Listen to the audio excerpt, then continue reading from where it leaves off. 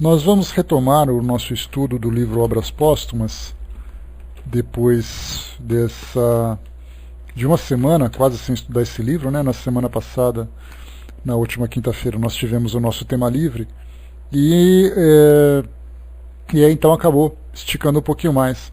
Nós estamos estudando aqui no texto que trata... deixa eu pegar aqui só o título rapidamente, que o título correto.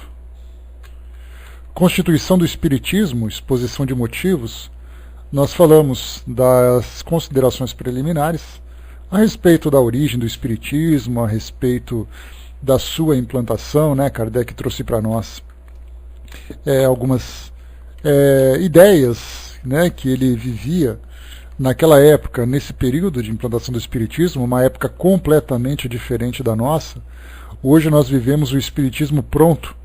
Hoje as crianças nascem tendo a oportunidade de frequentar centros espíritas, né, nos estudos, nos trabalhos da evangelização, acompanhando seus familiares. Naquela época eram os desbravadores, né, aqueles que abriam as picadas para poder implantar as instituições. Então Kardec foi o grande desbravador, enfrentava não apenas a ausência de grupos, mas também o ataque daqueles que eram contra essas implantações. Então, passada essa primeira fase, veio então a fase dos cismas, né, das separações, das rupturas. Nós lemos aqui uma página, aqui na 409, na 509, paramos na 510, então a gente volta, começou uma página, a gente volta no início desse segundo item, dos cismas, só para a gente lembrar aquilo que Kardec colocou. Então ele falava sobre, né, os conflitos que viviam os grupos naquela época, exatamente pelo ponto de vista diferente que cada um observava essa nova ideia que surgia. Então ele dizia assim para nós: uma questão que desde logo se apresenta ao pensamento é a dos cismas que poderão nascer no seio da doutrina. O Espiritismo está preservado deles?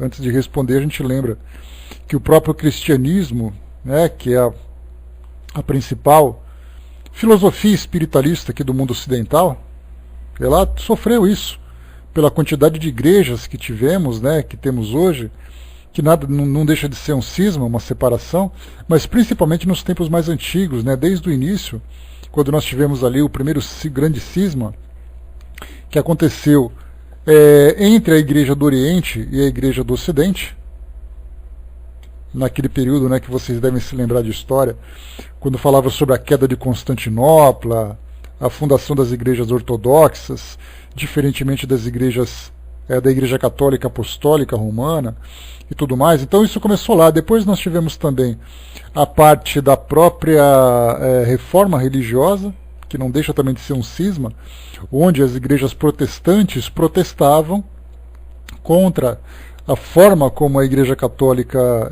desenvolvia suas atividades, né, com venda de indulgências, com a corrupção, com a riqueza e o exercício do poder que ia muito além daquilo que a igreja tinha como função, que era exatamente a elevação espiritual dos seus seguidores e tudo mais. Então vários cismas foram acontecendo. E nesse caso a gente se pergunta: o Espiritismo está livre disso também? Kardec coloca: não, certamente, porque ele terá, no início sobretudo, que lutar contra as ideias pessoais, sempre obsoletas, tenazes, lentas para se ligarem às ideias de outrem, e contra a ambição daqueles que querem ligar, a despeito de tudo, seus nomes a uma inovação qualquer, que criam novidades unicamente para poderem dizer que eles não pensam e não fazem como os outros, ou porque o seu amor próprio sofre por apenas ocupar uma posição secundária.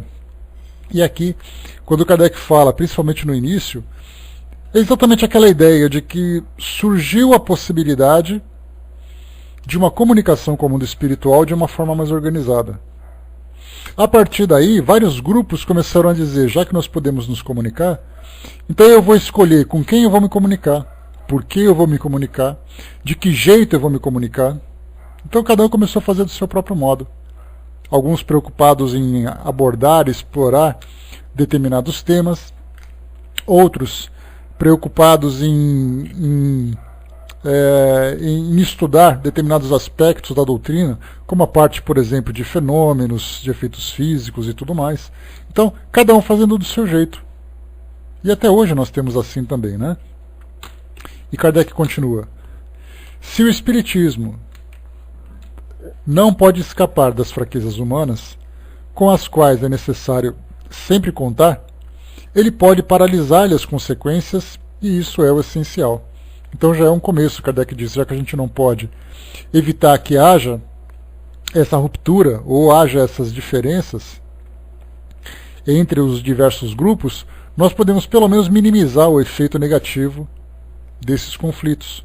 Nós podemos paralisar isso tudo. E é aí que ele traz para nós então as suas orientações, ou seja, orientações para todos os grupos, para que observem exatamente uma forma de conduta e uma forma de autoavaliar-se ou autoavaliarem-se e também avaliarem as atividades de outros grupos.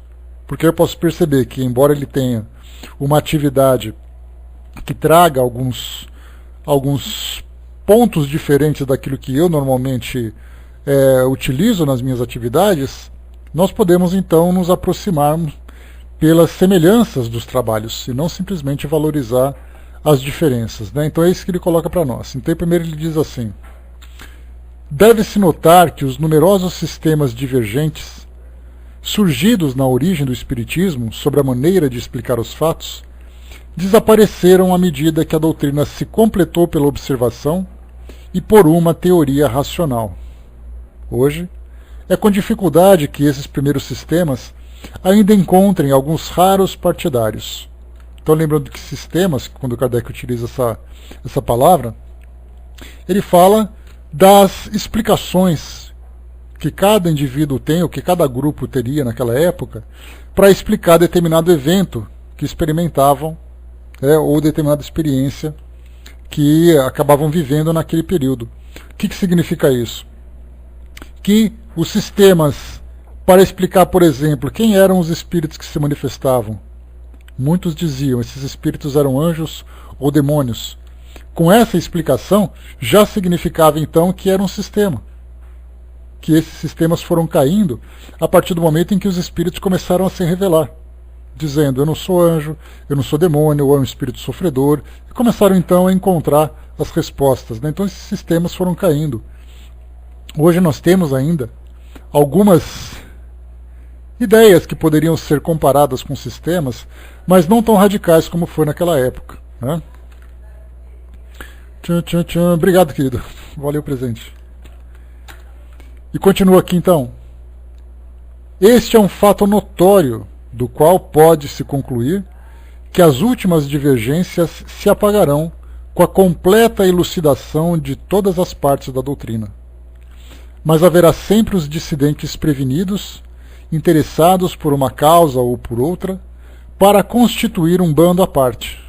É contra a pretensão desses que é preciso se premunir, né? Então, o estudo da doutrina espírita, como nós colocamos, fundamental para podermos tirar, né? Beleza. Então, já é fundamental para a gente compreender os pontos que são ainda duvidosos da doutrina. Então, muito mais do que fazer da doutrina espírita um simples objeto de culto, é importante fazermos um objeto de estudo. Essa é a diferença. Porque hoje nós encontramos nas religiões tradicionais muito mais um ambiente de culto, como o próprio nome diz, vamos participar de um culto, vamos participar de uma cerimônia, e não simplesmente utilizar aqueles elementos como pontos de estudos. A doutrina espírita ela é fundamentalmente um ponto de estudo, porque é através do estudo que nós fortalecemos a certeza, a convicção daquilo tudo que nós hoje compreendemos do mundo espiritual, do mundo físico e da relação entre esses dois mundos. Então, por isso, Kardec já começa colocando. Primeiramente, é importante nós elucidarmos todas as partes. Então, aquilo que é básico, aquilo que é basilar na doutrina espírita, nós certamente já conseguimos elucidar. Agora, nós temos alguns pontos ainda que, pelo fato de nós não termos ainda a certeza, pelo fato de nós não termos ainda informações que dissipem qualquer dúvida, são ainda objetos de debate, objetos de estudo, de pesquisa, de investigação e até mesmo objetos de conflitos entre segmentos do próprio segmentos dentro da própria doutrina espírita. Então vamos pensar em alguns temas que são algumas vezes polêmicos. Os animais no mundo espiritual, como a gente já conversou nos nossos estudos anteriores, a localização ou o local onde vivem os espíritos, o destino dos espíritos após a sua desencarnação. O que mais que nós podemos pensar? Deixa eu ver aqui, os 2 pontos principais são esses. Os efeitos dos rituais que nós temos no mundo físico sobre os espíritos. Porque nós vemos muito isso, né, na televisão, aqueles objetos sagrados, aqueles símbolos, cânticos, palavras sacramentais e tudo mais, que nós ainda vemos práticas religiosas que vivem isso e que geram, de certa forma, uma pequena dúvida se por acaso isso é real ou não é real, pelo menos para aqueles ou para nós que não conhecemos profundamente determinado tema. Será que é verdade? Será que não é verdade? Será que é assim? Será que é assado? Então, esses são pontos assim que são ainda objetos de estudos, mas aquilo que é basilar na doutrina espírita já está bem fundamentado, já está bem estruturado. Como nós falamos, ninguém tem dúvida a respeito da mediunidade. Você pode ter dúvidas se o indivíduo é médium ou não, se eu tenho mediunidade ou não, pelo menos a ostensiva e tal. Mas fora isso, a mediunidade já é um ponto comum para todos. Quando nós falamos sobre influências espirituais, é a mesma coisa. Eu posso ter dúvidas se eu estou sendo influenciado, se o indivíduo está sendo influenciado, pelo fato de nós não termos ainda um aparelho que possa dizer assim, olha, estou detectando um espírito que está influenciando tal pessoa ou me influenciando. Mas fora isso, nós já compreendemos que a influência é um ponto fundamental. Outras dúvidas que nós temos, outro tema que nós costumamos observar nos nossos estudos, por exemplo, Jesus seria um espírito puro? Ou é um espírito elevado, mas não alcançou ainda a pureza? Nós já vimos algumas vezes esse debate. E a pergunta é, qual a relevância disso diante daquilo que é fundamental para o Espiritismo?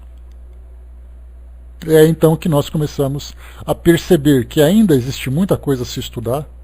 Pensamos, por exemplo, qual é a origem dos espíritos, onde eles surgiram, eles evoluíram a partir de que seres, como foi essa evolução? Também são temas que surgem dúvidas para nós, mas mais uma vez, aquilo que é basilar já foi definido. Então, como Kardec coloca aqui para nós? É esse fato notório do qual pode-se concluir que as últimas divergências se apagarão com a completa elucidação de todas as partes da doutrina. Então nós vemos naturalmente que essas dúvidas ainda serão dissipadas com o tempo. Nem tudo foi elucidado, nem tudo é absoluta certeza, exatamente porque, como nós já colocamos, nós não podemos definir um tema, nós não podemos extinguir todas as suas dúvidas do mundo físico. Já que nós estudamos sobre o mundo espiritual, como é que nós podemos ter plena convicção sobre tudo do mundo espiritual se nós não vivemos lá? É como se nós, já falamos aqui esse exemplo, que é o mais próximo que nós podemos ter, é como se nós estudássemos a literatura sobre determinado país e tivéssemos ali convicção de que nós sabemos tudo sobre ele, sem nunca ter estado lá. Então eu vou ler, por exemplo, sobre um prato maravilhoso que a culinária daquele país pode fazer. Vamos pensar, por exemplo, na Tailândia, um país para nós que é exótico. Então nós lemos sobre os pratos, lemos sobre os temperos, lemos sobre todo o modo de vida daquelas pessoas, e dá a impressão de que eu me tornei um tailandês, pelo fato de ter lido, assistido documentários, visto fotografias, filmes, etc. Mas a pergunta é, você já esteve na Tailândia alguma vez? Eu vou dizer, não, nunca estive lá, mas eu sei tudo sobre eles. Mais ou menos a mesma coisa acontece conosco. Nós não temos recordações sobre a nossa vida no mundo espiritual, mas baseados em algum livro, nós temos a pretensão de nos acreditarmos como sendo pleno conhecedores do mundo espiritual. Então, aquilo que nos é possível compreender da perspectiva do mundo físico, nós sabemos. mas ainda tem muita coisa duvidosa, pelo fato de nós não conseguirmos explorar in loco, né, ou seja, estando lá, vendo com os nossos próprios olhos, experimentando todas as sensações que o mundo espiritual pode nos oferecer. Então, aquilo que nos é possível, nós conseguimos explorar. Continua Kardec. Para assegurar a unidade no futuro, uma condição é indispensável, é que todas as partes do conjunto da doutrina estejam determinadas com precisão e clareza, sem nada deixar de vago. Por isso procedemos de maneira a que nossos escritos não pudessem dar lugar a nenhuma interpretação contraditória, e cuidaremos para que seja sempre assim. Então era essa a pretensão de Kardec. Mas, por exemplo, vamos pensar aqui num tema que também é polêmico, né? que nós já falamos que gera essa polêmica. O que Kardec falou, por exemplo, sobre o tema colônias espirituais? Fez uma citação, outra bem vaga, bem distante. Então esse foi um tema que ele não conseguiu explorar com profundidade. Ele não conseguiu trazer com plena definição. Então nós temos aquela argumentação, não existe porque ele não falou. E outros dizem, como ele falou por cima, então a certeza é que existe. Ou seja, ele nem negou categoricamente e nem afirmou categoricamente. E isso significa que esse fato, por não estar bem definido, por estar ainda vago, gera para nós muitas dúvidas. Cabe a nós, então, utilizar a mesma metodologia para explorar esse campo dentro desse sistema, ou dentro dessa forma de conhecimento. E não simplesmente com as nossas opiniões pessoais. É daí que a gente vê que o tamanho que vamos dizer assim, a profundidade do buraco que é cavado, pelo fato de nós não termos tudo definido de uma forma clara. E continua. Quando for dito, com veemência e sem ambiguidade, que 2 e 2 são 4, ninguém poderá predizer que se quis dizer que 2 e 2 são 5. Poderão, pois, formar-se, ao lado da doutrina, seitas que não lhe adotarão os princípios, ou todos os princípios, mas não dentro da doutrina, por efeito da interpretação do texto, como tantas se formam sobre o sentido das próprias palavras do Evangelho. Aí está um primeiro ponto de uma importância capital. Bem-vinda, Suzana. Então, por isso temos aqui mais uma definição que Kardec coloca para nós aqui. Um ponto importante para nós. Quando nós falamos sobre essas pequenas diferenças de opiniões que existem dentro da doutrina espírita, principalmente nesse tempo que nós estamos aqui. Beijo, Sandra. Principalmente nesse tempo que nós estamos aqui. E principalmente a doutrina espírita na forma como ela está instalada aqui no Brasil, hoje nós temos dúvidas sobre alguns pontos, mas não são dúvidas que gerem, por exemplo, rupturas, criando seitas paralelas. Mas naquela época de Kardec isso certamente acontecia. Porque as pessoas pensavam de forma diferente, criavam formas diferentes. Tanto que nós temos um exemplo disso, é o próprio rustanguismo. Rustang, naquela época, foi vamos dizer assim, um outro pensador que criou uma nova religião ou uma nova seita baseado na mediunidade, baseado na comunicação com os espíritos, mas trazendo ideias que entram em choque com a doutrina espírita. Então a gente vê que criou-se quase que uma outra religião a partir da mesma base que o espiritismo trouxe. Então hoje nós não temos, quando se fala, por exemplo, sobre a Umbanda, sobre o Candomblé, são religiões que tiveram origem completamente diferentes. Embora falem de mediunidade, tenham médium, tenham comunicação com o mundo espiritual, são religiões que vieram de outras linhas. De uma cultura diferente da europeia, que no caso era a cultura africana, e tiveram como ponto comum a mediunidade. E apenas isso. O resto, a respeito do que existe no mundo espiritual e a forma de se relacionar com esse mundo é completamente diferente. Então nós não podemos colocar essas religiões como sendo dissidências, como sendo religiões paralelas àquilo que o Espiritismo trouxe. Continua para nós aqui então, vamos para o segundo ponto. Esse é o ponto fundamental. Trazer uma base sólida, não ter dúvidas a respeito dessas bases, para que se promova a união naquele futuro que Kardec previa, que era exatamente o futuro que nós vivemos hoje. que para nós se torna um presente. O segundo ponto é o de não sair do círculo das ideias práticas.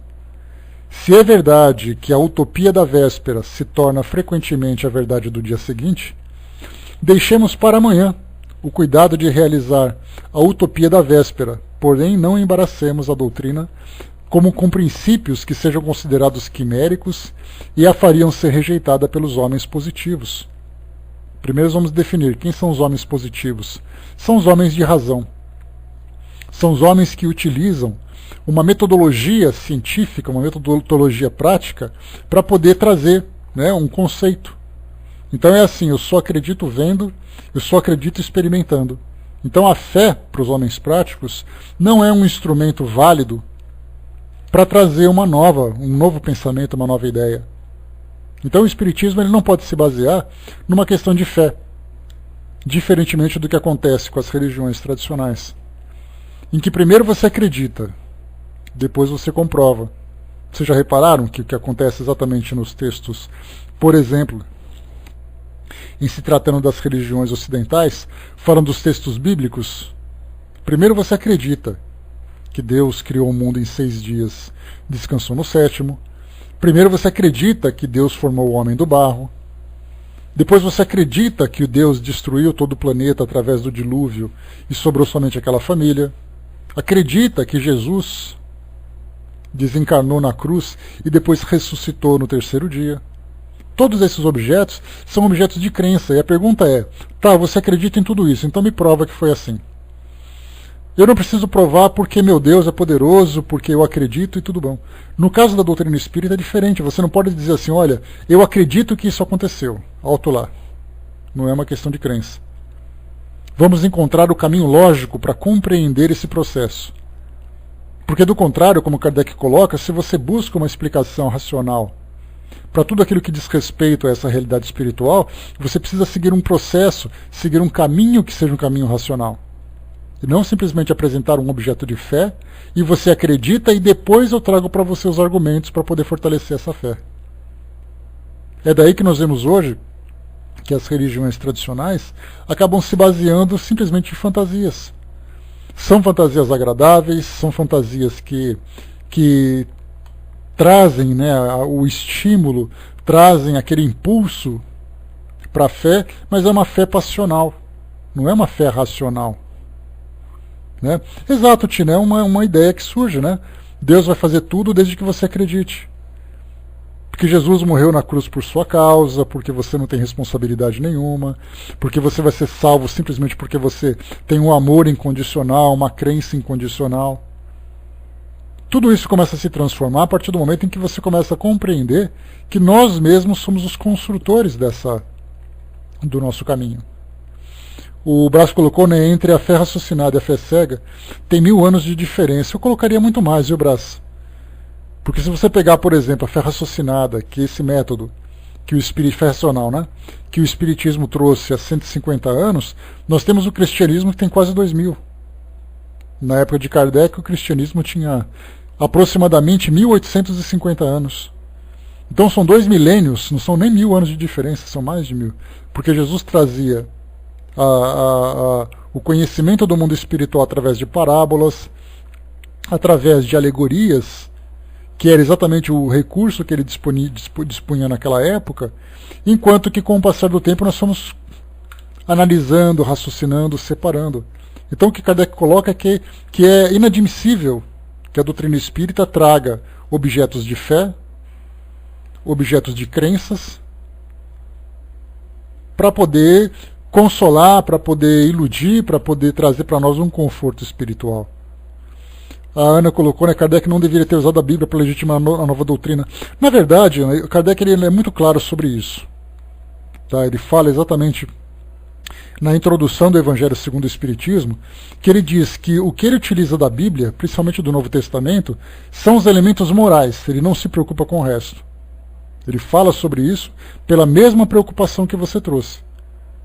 Então, quando ele fala sobre questões morais, e daquilo que ele fala, por exemplo, sobre reencarnação, sobre famílias, né, ou famílias espirituais e tudo mais, ele traz exatamente para elucidar essas passagens.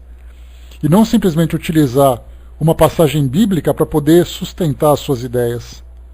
Ele simplesmente faz uma comparação para trazer para nós um esclarecimento.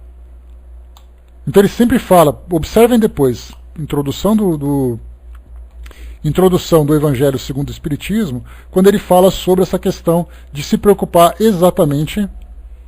Tá, beleza, Wesley, obrigado.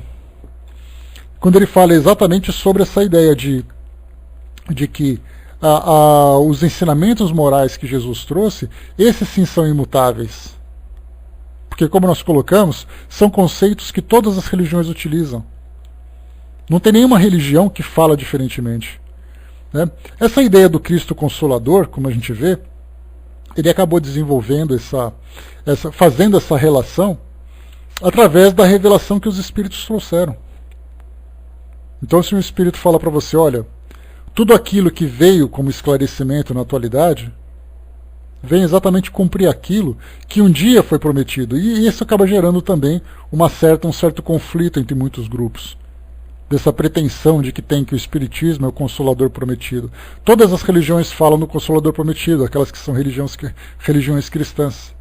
Então isso acaba gerando também para nós uma certa dúvida. Porque Kardec falava com convicção. Nós falamos com pretensão.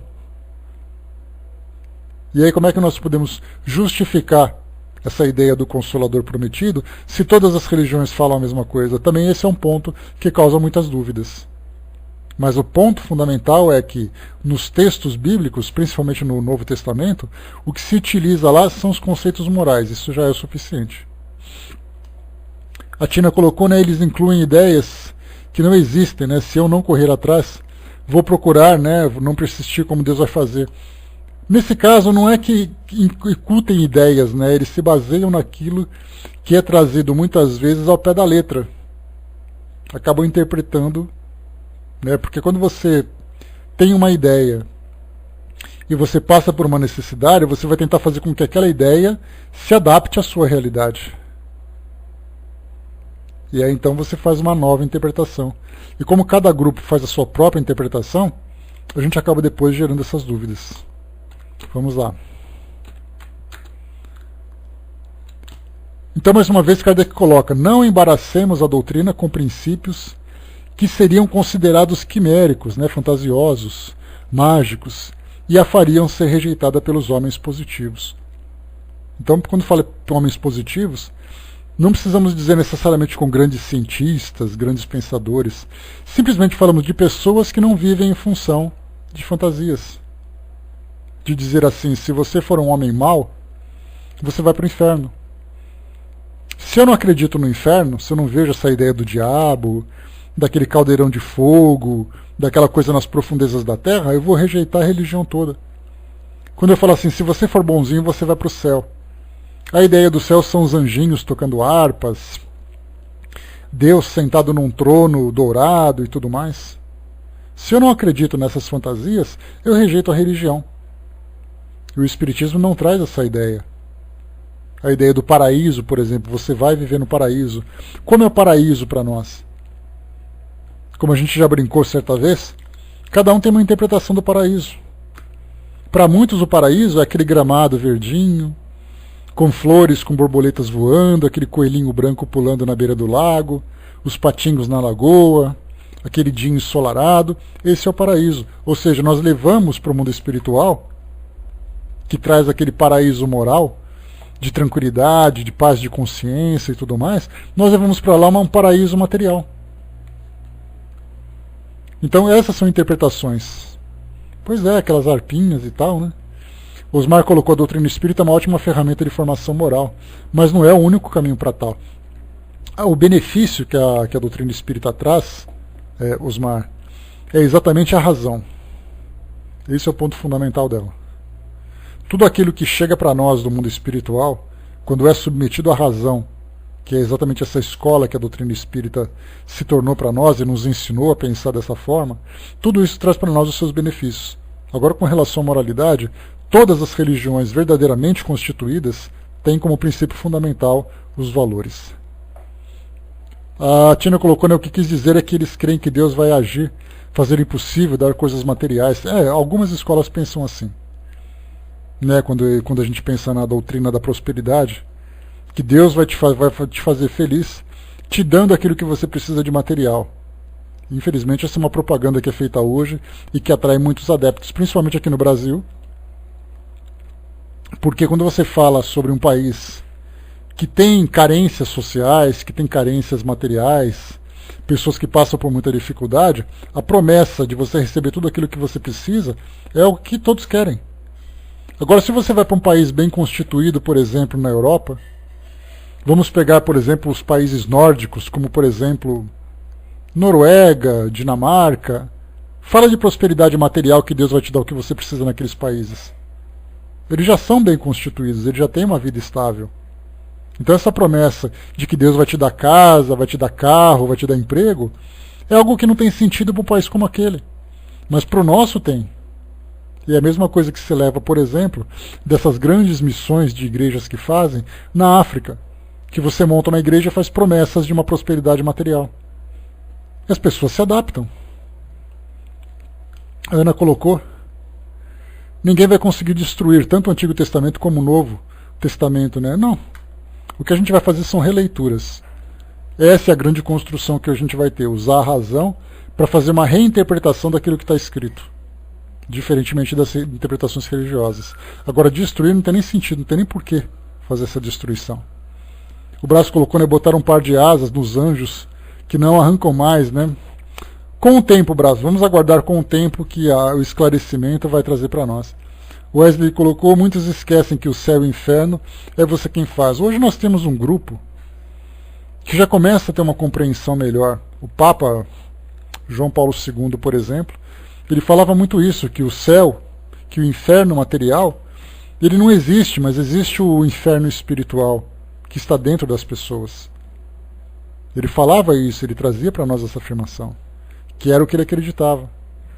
Enquanto que depois o Papa Bento XVI falou que o inferno é real e está cheio de almas, né, com muito sofrimento por toda a eternidade. Então são interpretações que nós temos ali.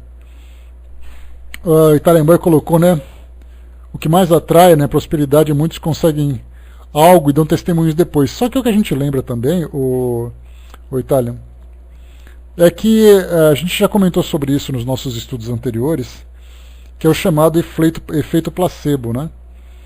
Você vai a um lugar, aí eu estimulo a sua fé, você se transforma interiormente, fica mais motivado, fica mais corajoso, se livra de todo medo, de toda a culpa, e você vai à luta e conquista.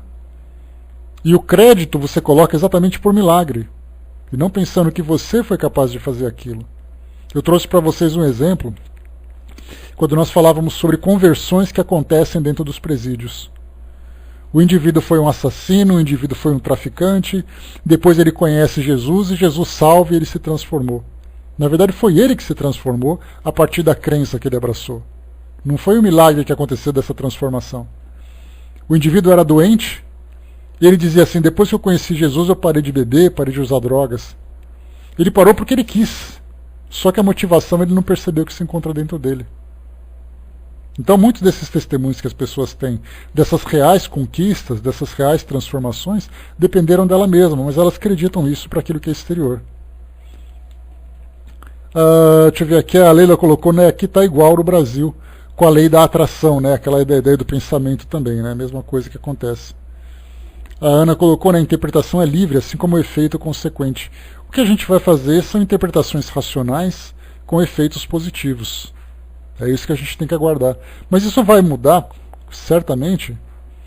Isso vai mudar conforme nós formos vivendo novas experiências espirituais, né, através das reencarnações. Você desencarna, aprende coisa nova, reencarna, vai tendo mais conhecimento, até que chega um momento em que você já começa a fazer uma interpretação não fantasiosa daquilo que se lê a respeito do mundo espiritual. Mas o indivíduo vai trazer esse conhecimento e aí então ele vai desenvolver esse conhecimento a partir daquilo que ele traz, a partir daquilo que ele vive. E não simplesmente você não conhece nada e o que eu vou te oferecer é uma realidade e você simplesmente aceita.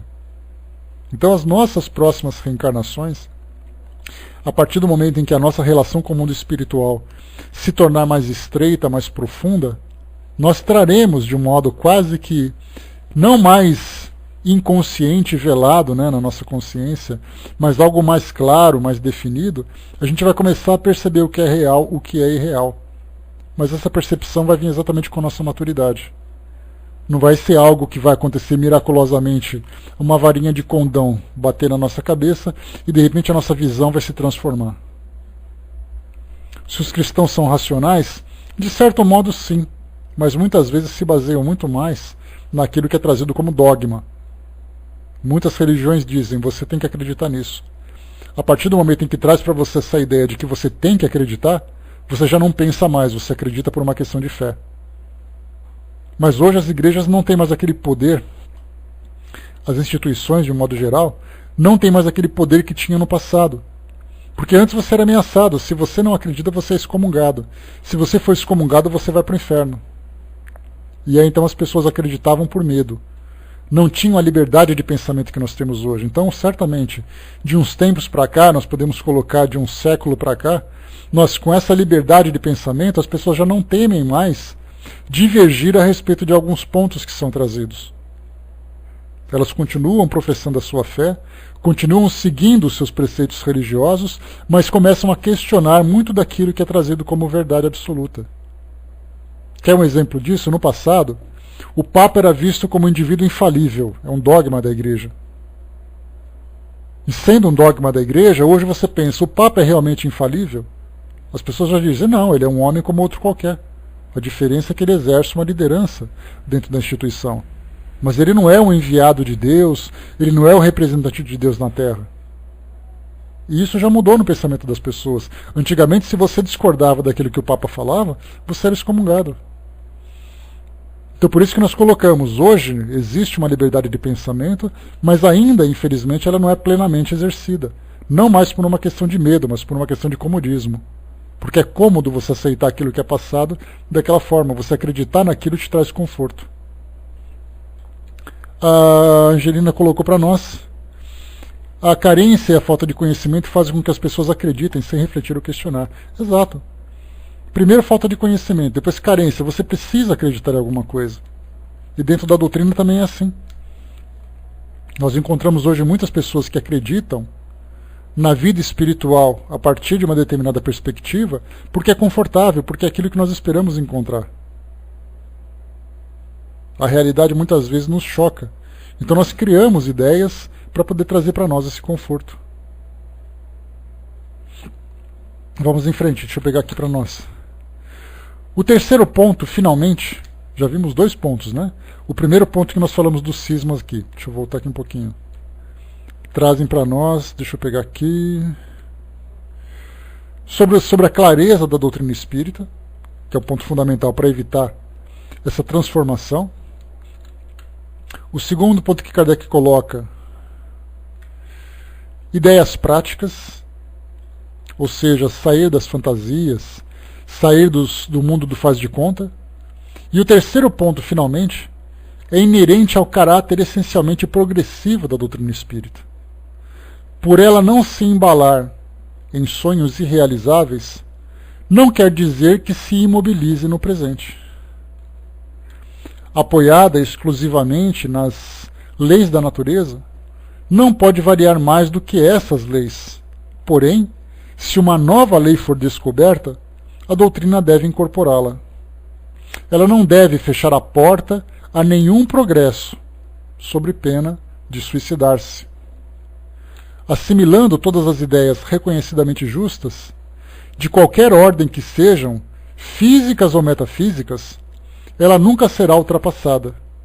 E aí está uma das principais garantias de sua perpetuidade. Então esse é um ponto fundamental. Kardec já explica um pouco melhor sobre isso. Beleza. O que ele diz então para nós? Que a doutrina sendo progressiva, mais uma vez eu reforço para vocês. Kardec teve 14 anos para elaborar a doutrina espírita. 2 anos para elaborar o Livro dos Espíritos, de 1855 a 1857.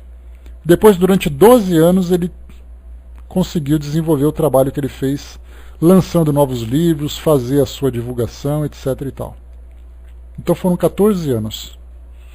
Seria muita pretensão da nossa parte acreditar que em 14 anos um homem que tinha a sua vida pessoal, sua vida profissional, tinha a sua vida dentro da doutrina espírita, fosse capaz de desvendar todos, absolutamente todos, os mistérios do universo. Alguém consegue conceber que um homem seria capaz de fazer isso? Principalmente estando encarnado, voltando àquela ideia da Tailândia que nós falamos. Se você não está no mundo espiritual, como é que você pode desvendar todos os mistérios de um mundo que você não conhece, que você não se lembra com clareza? Sabendo que é impossível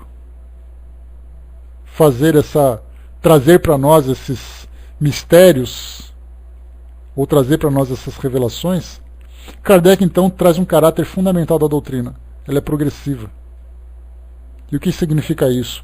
Que tudo aquilo que vier de ideia nova, para poder que venha naturalmente fundamentada e que venha complementar aquilo que já foi trazido, deve ser incorporada, deve ser absorvida e deve ser estudada. E não simplesmente rejeitada. Muitas ideias até hoje, dentro da doutrina, estão paralisadas no século XIX. E eu já vi debates, assim, já participei de debates, que foram impressionantes, dizendo assim, Kardec disse tal coisa. Se ele disse tal coisa, a coisa é assim.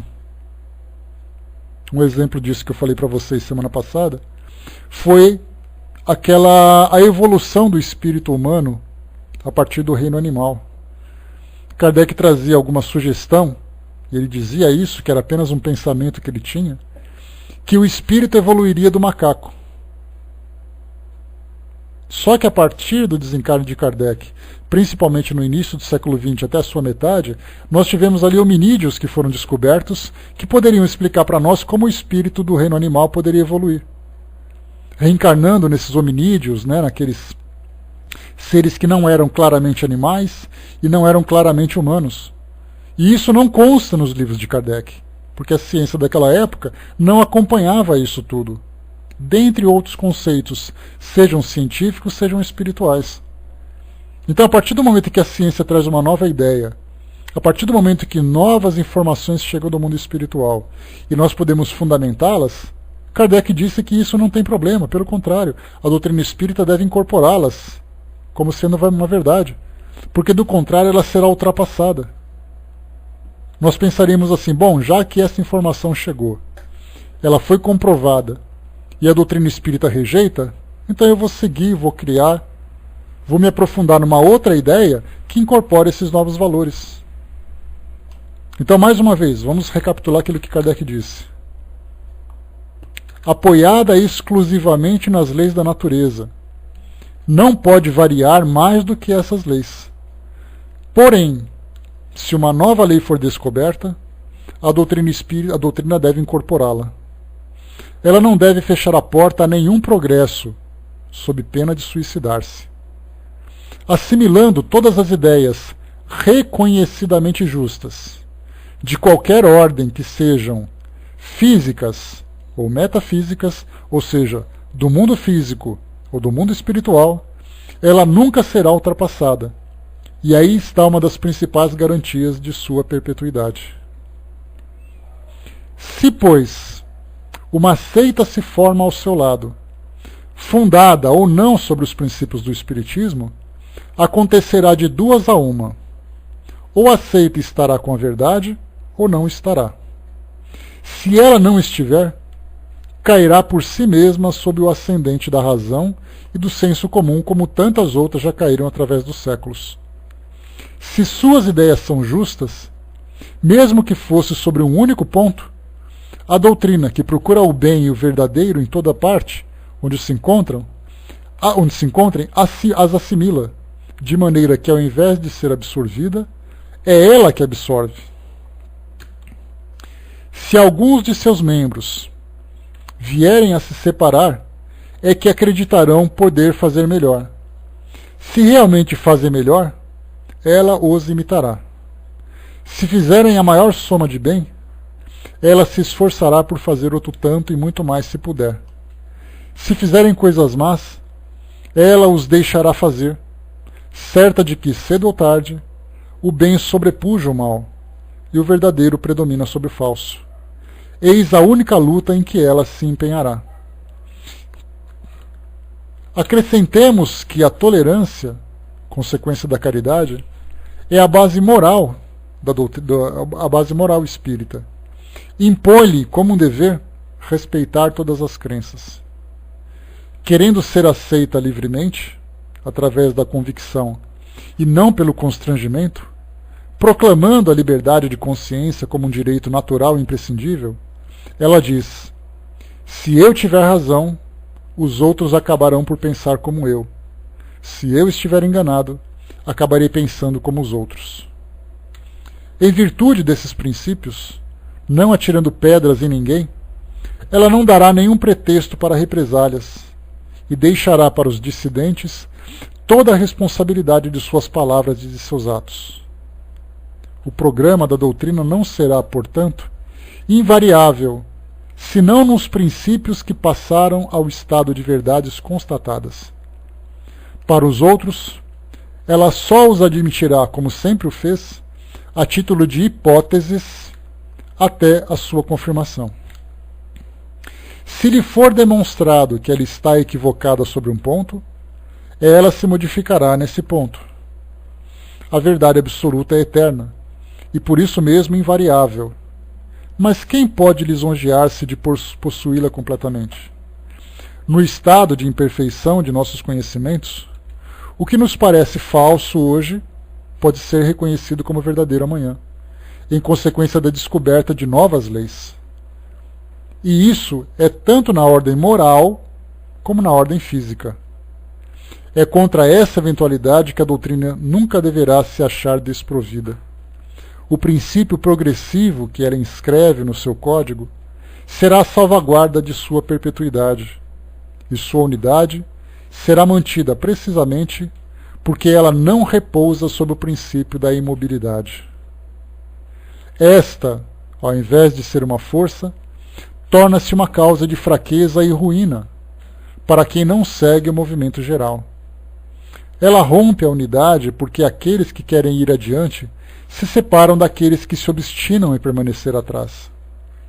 Mas seguindo o movimento progressivo, é preciso fazê-lo com prudência e guardar-se de andar de cabeça baixa nos devaneios das utopias e dos sistemas. É preciso fazê-lo a tempo, nem muito cedo, nem muito tarde, e com conhecimento de causa. Compreende-se que uma doutrina assentada sobre tais bases deve ser realmente forte. Ela desafia qualquer concorrência e neutraliza as pretensões de seus competidores.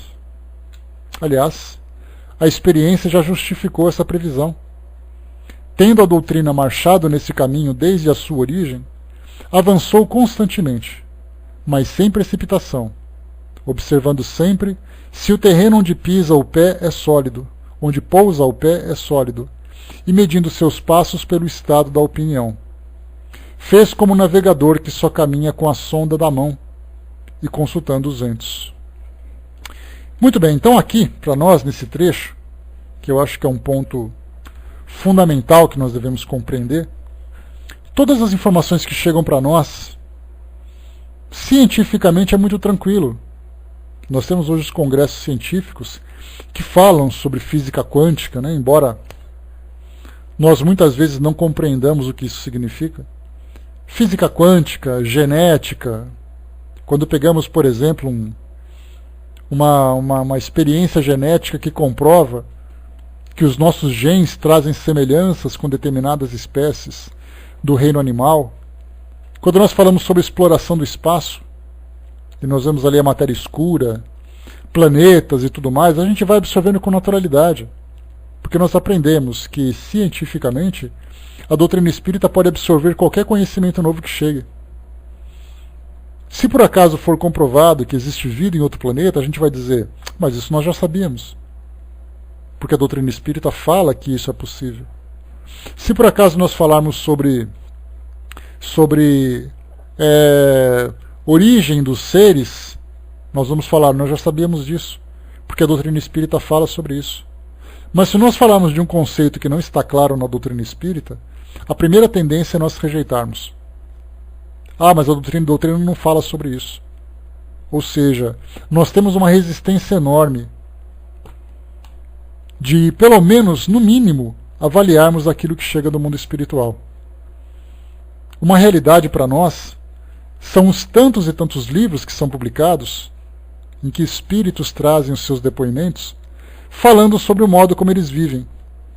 A primeira coisa que nós fazemos é criticar esse livro e colocar na fogueira, porque isso não foi falado na doutrina espírita. E o que Kardec coloca é exatamente o contrário. Vamos pelo menos considerar isso e esperar a confirmação. Se for confirmado, vamos absorver. Se for uma falsidade, vamos rejeitar. Mas de imediato, nós não toleramos nada que não seja vindo da época de Kardec. Então, esse conceito progressista que nós colocamos deve ser avaliado de uma forma diferenciada. Porque todo mundo enche a boca dizendo assim, a doutrina espírita se adapta às novas informações. Nós estamos cheios de informações aqui presentes na atualidade que nós estamos rejeitando por uma questão de pré-conceito e não por uma questão de comprovação. Então aquilo que não pode ser comprovado ainda, nós temos que compreender que não foi comprovado ainda porque nós não temos métodos para isso. Seja método científico, que Kardec utilizava naquela época, fazendo pesquisas, fazendo entrevistas, utilizando o controle universal dos ensinos dos espíritos, equipamentos físicos que possam comprovar essa realidade, em que nós podemos ter um microscópio, um telescópio, um aparelho de rádio, qualquer coisa do gênero. Como nós não temos como rejeitar, assim como não temos como comprovar, essa ideia deve ser guardada e esperar o momento certo de ser avaliada. Nem antes, nem depois, como o próprio Kardec disse. Essa é a realidade que nós temos hoje. Esse progresso do Espiritismo avalia com muito cuidado aquilo que o mundo físico pode nos oferecer, que nós aceitamos com muita naturalidade, e aquilo que o mundo espiritual nos traz de informações que infelizmente nós rejeitamos precipitadamente, por uma questão de pré-conceito. Então, esse caráter progressista nós temos que compreender. Porque do contrário, como nós temos hoje, e nós vimos muito isso, né, não apenas com relação ao tema colônia espiritual como nós falamos, mas muitas outras situações. Então nós temos, por incrível que pareça, 3 grupos. O grupo pró-Kardec, o grupo pró-Chico Xavier e um grupo que se mistura com os dois a partir da análise daquilo que traz. Então nós vemos que existe um cisma dentro do Espiritismo na atualidade. E por que existe esse cisma? Porque esses métodos, ou essas orientações que Kardec traz, não estão sendo observadas. Porque simplesmente manter a mente aberta para aquilo que pode ser, ou avaliar aquilo que não pode ser, é para nós o impulso que garante a perpetuidade do Espiritismo. Os livros são importantes, mas os métodos são mais importantes que os livros. Como nós colocamos, né, certa vez, eu posso discordar de Kardec? Aí nós pensamos assim, opa, discordar dele? Quem é você para discordar dele? Eu sou alguém que vive 1,5 séculos depois, que tenho mais informações do que ele teve, e como ele mesmo coloca no livro que é o Espiritismo, se você me apresentar uma ideia nova que seja consistente, eu aceito a sua ideia. Mas para isso você precisa me comprovar que ela é uma verdade. Então, se ele aceita esse questionamento, e ele mesmo já fez uma reavaliação daquilo que ele escreveu, nós temos alguns pontos em que ele mesmo fez uma revisão, como é o caso clássico da possessão, em que os espíritos disseram, no livro dos espíritos, que possessão não existe, e depois ele comprovou que existia. E ele mesmo escreveu, embora tivéssemos dito que não existia, percebemos que existe. E estava no livro dos Espíritos, que muitos consideram como sendo a Bíblia do Espiritismo. Sagrada, imaculada, imexível. E na verdade o próprio Kardec corrigiu. Lançou novas edições com novas informações, com novas ideias. Tudo isso para nós é fundamental. O detalhe, Brás, quando a gente fala sobre, por exemplo, os livros do Chico Xavier, não é que ele contrarie, ele não encontra fundamentação, certo? E não encontrando fundamentação, o que significa isso? Que precisa de ser estudado, precisa ser comprovado. Então tudo isso para nós assim são novas informações que chegaram, que precisam ser debatidas, precisam ser analisadas e estudadas, e não simplesmente rejeitadas. Sobre uma série de coisas, nós temos livros, por exemplo, de Chico Xavier, que falam sobre os animais no mundo espiritual. Muitos espíritos falam sobre isso. Só que na codificação está dizendo que os animais são quase que imediatamente reaproveitados numa nova encarnação. Baseado nessa informação está dizendo, os animais não existem no mundo espiritual. Só que nós tivemos, por exemplo, Gabriel Delane, que falava sobre muitas experiências em que pessoas viviam falando sobre animais com quem tiveram contato.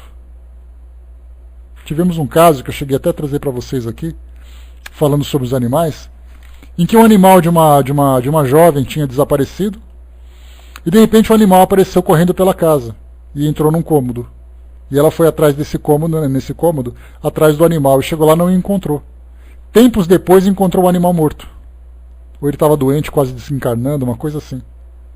Então mostra para nós o seguinte, que no mundo espiritual, nós temos ali situações em que não foram devidamente abordadas. Então, por exemplo, Chico Xavier, coronas espirituais, tipos de vida que os espíritos vivem no mundo espiritual, animais do mundo espiritual, isso não foi falado. Kardec explorou muito mais a questão moral dos animais, das pessoas. Não perguntava onde ele vivia, perguntava como ele vivia. Onde ele vivia, o que ele fazia, isso foi muito pouco explorado. E quando essas informações novas chegaram a partir desses livros, principalmente de Chico Xavier, começou-se então a rejeitar pelo fato de não ter Kardec não ter abordado sobre isso, mas como ele fala sobre esse caráter progressista, vamos analisar a situação. Vamos utilizar não a minha opinião, mas vamos conversar com os espíritos sobre isso. Deixa eu ver aqui, Nando colocou, né, a questão da concepção também, ligação ao óvulo, ele alterou, também é uma outra situação. O detalhamento que, por exemplo, o irmão o irmão Jacó, Frederico Figner, falava sobre a sua desencarnação. Outro, André Luiz, falava sobre a desencarnação e também sobre a concepção. A pergunta é, nós vamos rejeitar essa informação ou vamos estudá-la? Kardec estimulava o estudo, principalmente avaliando o médium, avaliando o trabalho que foi realizado. Outros livros, que não necessariamente de Chico Xavier, que foram publicados, por exemplo, na Inglaterra. Temos um livro que eu já li para vocês aqui. Deixa eu pegar o nome dele aqui, que eu sempre esqueço. Só um instantinho aqui.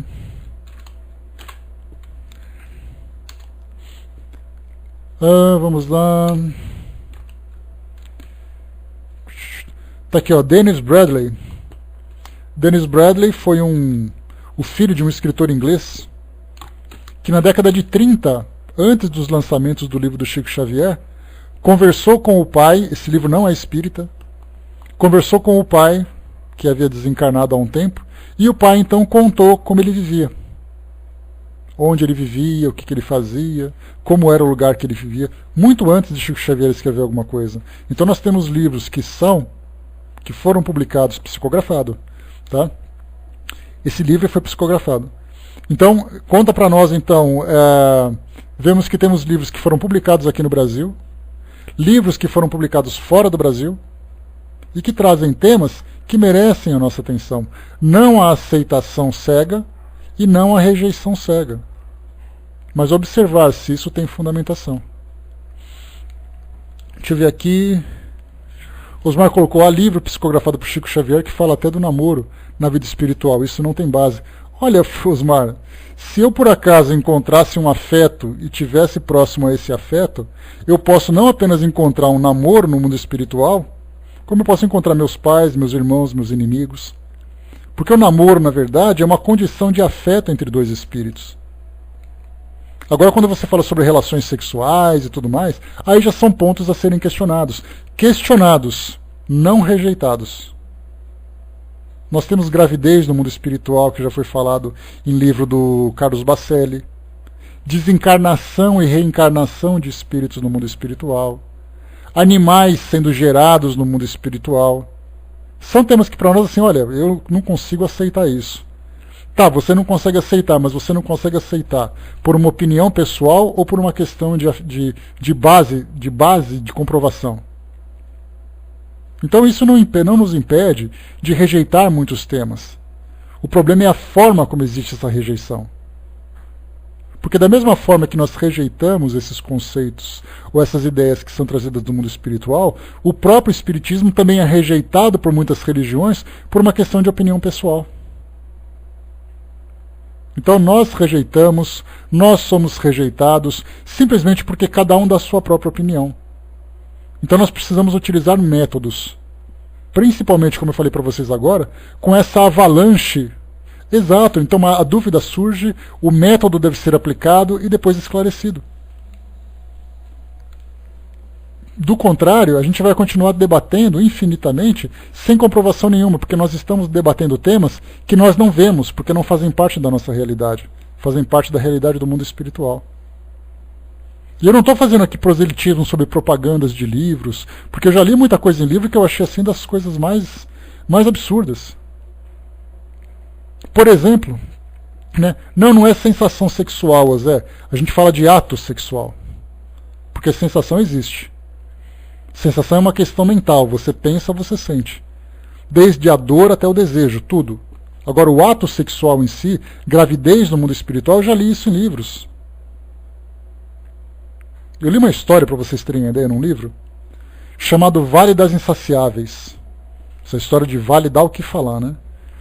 Eram mulheres que, obcecadas pelo sexo, desencarnavam e praticavam sexo desvairadamente no mundo espiritual com outros espíritos, inclusive obsediando encarnados. Homens também obcecados por isso praticavam relações sexuais com cadáveres. Eu li aquilo e falava, meu Deus, de onde ele tirou isso? Aí eu penso assim, eu devo rejeitar isso? Não, eu devo caridosamente e racionalmente avaliar essa possibilidade e pensar da seguinte forma, olha, tudo aquilo que eu vi não tem fundamento, então isso para mim não é uma realidade. Tudo que você imaginar, súcubos, íncubos, tudo. Querem uma outra situação? Vamos sair da doutrina espírita e entrar, por exemplo, no mundo do reino da natureza, onde nós temos os orixás, onde nós temos fadas e duendes, onde nós temos divindades que outras religiões cultuam. Nós devemos rejeitar isso pelo fato da doutrina espírita não falar? Se nós temos um método que nos diz assim, olha, no mundo espiritual nós temos espíritos de toda a ordem. Então, em vez de nós pensarmos assim, entender como divindades, a gente vai entender como espíritos que são cultuados aqui, mas não necessariamente. É exato, Armando. Você sabe que teve uma história, Armando, que eu vi certa vez, que eu achei muito interessante. Era um espírito, que, olha só a definição que trouxe. Ele, então, aqui no mundo físico, ele continuava muito ligado ainda a essa questão do vício dos jogos. Principalmente jogos de dados. Perdeu muito dinheiro, acabou desencarnando na miséria e tal. E no mundo espiritual ele continuava jogando dados. Só que ele sempre ganhava, porque na mente dele, ele torcia para que alguma coisa acontecesse. Por exemplo, jogasse dados. Naturalmente ele plasmava aquilo, da mesma forma que você pode plasmar uma caixinha de rapé, como Kardec trouxe para nós no Livro dos Médiuns, um óculos, uma faca, uma roupa, você pode plasmar dados. E ele jogava esses dados e sempre acertava. Por que isso tudo? Porque na mente dele, ele produzia aquela fantasia. Exato, tem fundamentação. Só que muitas vezes a questão ela é tão complexa, tão maior do que a gente imagina, que a gente pensa que é uma mentira, que a gente pensa que é uma fantasia. E dentro daqueles conceitos é uma realidade. Então a alimentação, a roupa, as sensações que você produz, tudo isso são efeitos da mente, que nós conhecemos muito pouco.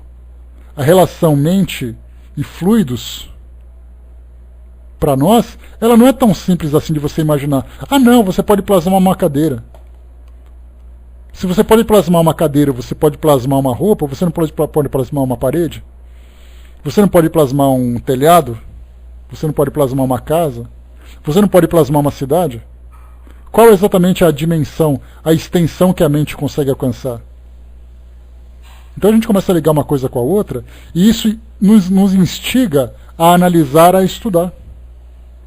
Essa é a realidade. Italian colocou, por que tem pessoas tão apegadas ao sexo? Tipo vícios ajudam nisso? Sim. Porque são sensações, Italian. Pensa o seguinte. Tudo aquilo que nós vivemos no mundo físico, como objeto de estímulo, pode desencadear um desequilíbrio. Então a alimentação, por exemplo, ela provoca em nós uma sensação agradável.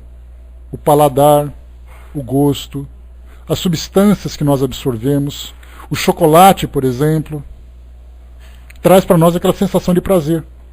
A partir do momento em que você se desequilibra, você começa a ter necessidade de hiperestimular essa sensação, isso se torna então uma doença.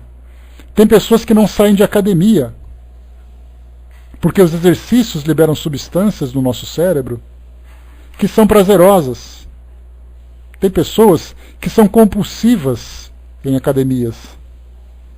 Querem um exemplo disso? Vi certa vez, já comentei aqui na sala. Libera dopamina, que é uma sensação prazerosa.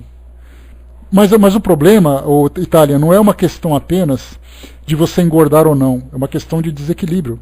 Quer um exemplo disso? Aquele ator, o Luiz Fernando Guimarães, que faz comédias e coisa e tal aqui no Brasil, ele comentava que ele foi durante um tempo viciado em corridas.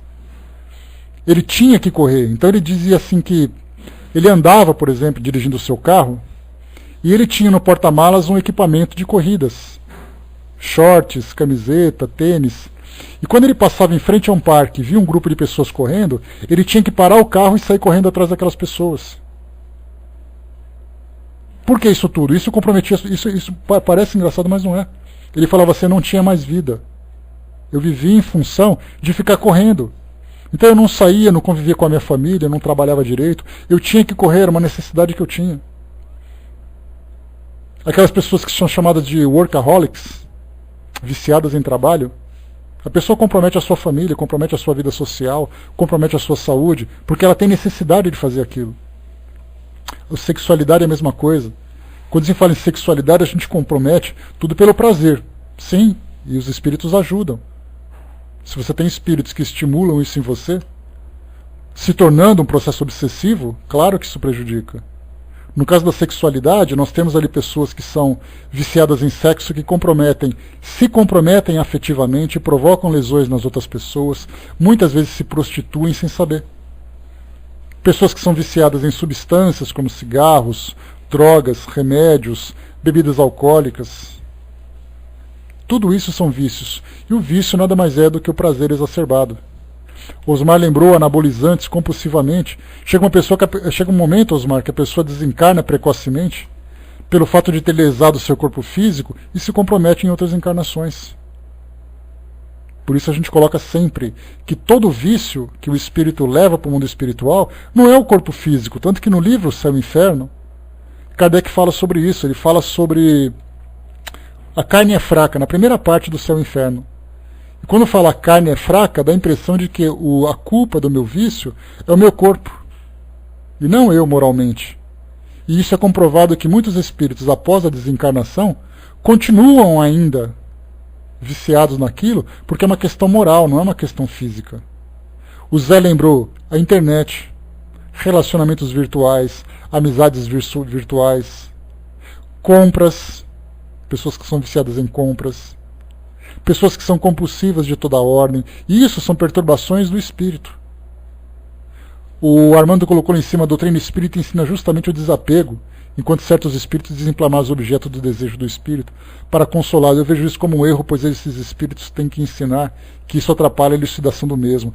Olha, Armando, é um detalhe cuidadoso isso, que a gente deve observar, porque nem todas as pessoas conseguem se libertar de uma hora para outra. Então você simplesmente provocar uma abstinência num espírito perturbado, isso pode agravar mais ainda a sua situação.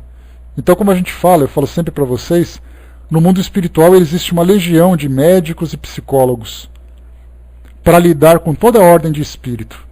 Então, se por acaso você utiliza esse recurso, é exatamente para poder respeitar o tempo e a capacidade que o espírito tem. Nós temos clínicas, por exemplo, que fazem redução. O tabagismo é assim. Quantas pessoas utilizam chicletes, adesivos, medicamentos para poder diminuir a dose das substâncias, como por exemplo nicotina, até que a pessoa se encontre num ponto em que ela pode se libertar completamente. Não é algo que você diz assim, olha, você tem que fazer isso. Para quem faz, por exemplo, a gastroplastia, que é a cirurgia de estômago, precisa de acompanhamento psicológico, porque muitas vezes a pessoa passa por uma crise que ela fica desesperada pelo fato dela estar acostumada. Eu me lembro na época de faculdade, eu tinha um professor de biologia, que era médico, era um pediatra, que ele dava aula para nós com um cigarro apagado, segurando, colocando na boca. E ele falava assim, não reparem, porque eu estou tentando me libertar do hábito. Até que chegou um momento em que ele não mais apareceu. Não mais apareceu com esse cigarro. E era médico. E ainda assim ele passava por isso. Armando colocou, surgiu uma psicografia do cantor Chorão, que é da banda Charlie Brown Jr., né? Onde ele fala do dano da droga, né, no mundo espiritual, além de sentir falta, estar completamente perdido. Raul Seixas fala a mesma coisa também, dessa fase inicial, e tantos outros, né, que falam sobre isso. Então, independente das fantasias que cada espírito conta, ou daquilo que ele entende ser uma realidade, a gente tem que compreender que cada um lida de uma forma diferente. E a compreensão absoluta do mundo espiritual está muito distante da nossa realidade. Por isso a gente tem que tomar todo o cuidado possível para fazer uma análise, para não rejeitarmos absolutamente aquilo que nós ainda não compreendemos e não aceitar também completamente aquilo que nós ainda não compreendemos. A mente, para nós, nem a nossa ciência conseguiu compreender. Imagine nós que somos aqui meros mortais, ignorantes de tudo o que acontece. E com relação ao mundo espiritual, fica pior ainda. Então temos muito ainda o que analisar. Então é isso, gente. Fechando por aqui o nosso trabalho de hoje. Terminamos aqui essa parte da parte 2, que fala dos cismas. E vamos para a parte número 3, o chefe do espiritismo, que é a página 514. Então Kardec começando também a trazer essa ideia. Quem é o chefe do espiritismo? Kardec, por muitos, é visto como o Papa do Espiritismo. Li não. Pois é, o que Kardec vai colocar, fraterna. Porque ele era visto na época como chefe do Espiritismo. Assim como Kardec, como Chico Xavier, também era visto como o representante máximo do Espiritismo contemporâneo. Vi um documentário que falava sobre curas espirituais e disseram o seguinte, que a Abadiânia, ali no estado de Goiás, onde tem o João de Deus, que era ali que é um médium que faz cirurgias espirituais, no documentário foi colocado o seguinte: Abadiânia, a Meca do Espiritismo. Meca, a gente lembra, é a cidade mais importante para os muçulmanos, assim como o Vaticano é para os católicos. E a mídia colocou o seguinte: Abadiânia é a Meca do Espiritismo, sendo que, primeiro, não é um centro espírita, é espiritualista. E segundo, o Espiritismo não tem sede, muito menos tem líder, nem chefe. Então o que Kardec vai explorar no nosso